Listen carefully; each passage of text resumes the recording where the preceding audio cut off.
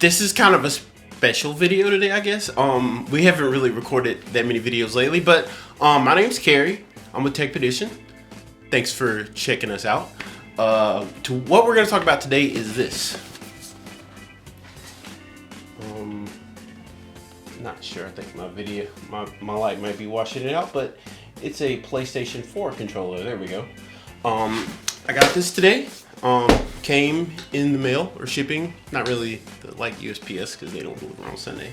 But anyway, this is not sponsored by Sony. I actually bought this myself. I pre-ordered it. Came in the mail today, was delivered by Amazon today. So we're gonna talk about it. First, let's run through the features. Haptic feedback. It's supposed to be more responsive than PlayStation 4 DualShock 4. Adaptive triggers. Experience varying force and tension while interacting with your in-game gear and environment. Okay. Built-in microphone. That one's pretty big. So you don't have to actually have a mic. You can just have headphones, which is pretty cool. And signature comfort. So they're saying it's more comfortable. It's actually closer to the size of like an Xbox One controller. So yeah, as far as the PlayStation 5 itself, it comes out November 12th. $399 for the digital version, aka discless version, and then we have the disc model, which comes with the Ultra HD 4K Blu-ray player. That comes out same day, $499. That's significant because while the Xbox One X did have 4K Blu-ray compatibility, the PlayStation 4 Pro did not. So that's interesting. I have not broken the seal on this yet, so let's get started. All right. See what we got here. So, in the box, if I can open it. Yeah. No, this is not. This is live without a net, folks. Okay, so opening this guy. What we got here? We have. If I can get it out. There we go. You can tell I shoot a lot of these, don't you? All right, so inside the box, that is inside the box, we have, well, there's not much in here. We have a manual, and we're not gonna read that, so we'll throw that away. And we have the controller itself. As I'm looking at this, it looks slightly larger than the DualShock 4. I'm gonna put it behind. It looks slightly larger, but I mean it's not like it's huge. Like right off the bat, I can tell you it does feel more comfortable. Like easily, definitely feels more comfortable.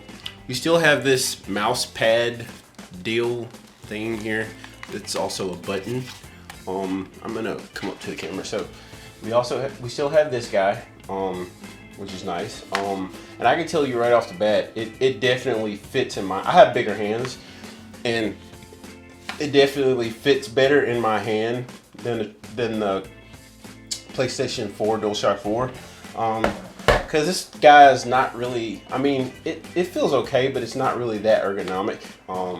It's not nearly as ergonomic as this. And oddly enough, I think I have one somewhere, but I don't know exactly where it is. It feels a lot like an Xbox One controller, funnily enough. The major difference is instead of having the staggered analogs, they're both at the bottom.